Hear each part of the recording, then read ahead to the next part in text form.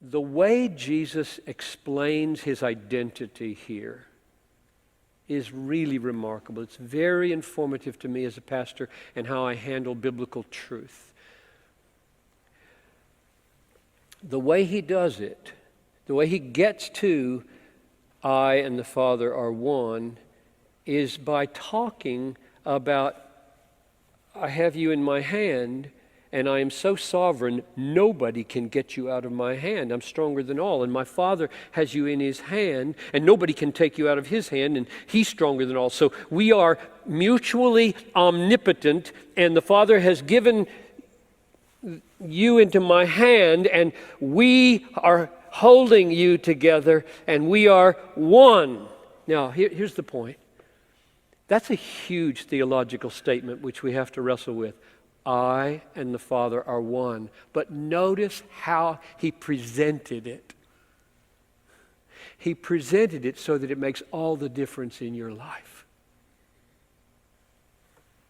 If you believe it. So much theology is done in the abstract, right? It's kind of theory hanging in the air and Trinity arguments and whatnot. And Jesus says, look, you want to hear me unpack the Father and I in relationship and oneness?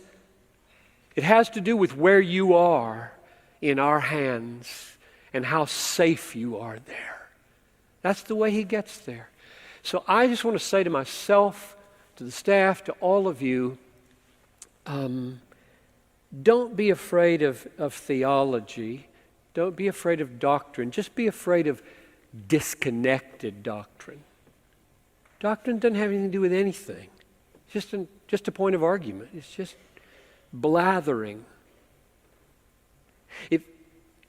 If you can't see the relevance of a point of doctrine for you, you haven't seen it right. There are no irrelevant biblical truths about Jesus, about God, about salvation.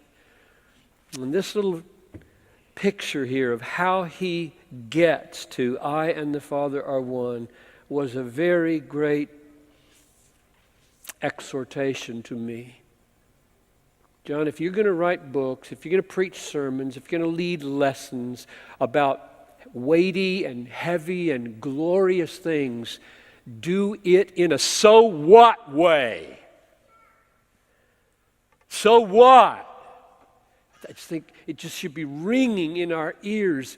Do I see this clear enough so that it makes a difference for marriage and parenting and singleness and work, money, sex, politics, or are you just playing games?